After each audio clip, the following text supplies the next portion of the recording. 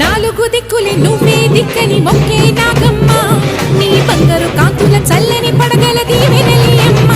అమ్మ నాలుగు దిక్కులే నువ్వే దిక్కని మొక్కే నాగమ్మ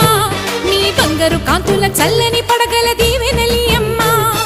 నమ్మిన వారికి నాగుల జాతికి అమ్మవు నీవమ్మ పసుపు కుంకుమ పడతుల కొసగే దేవత నీవమ్మ మా దేవతల కావ్యమునిచ్చి అండగా ఉండమ్మ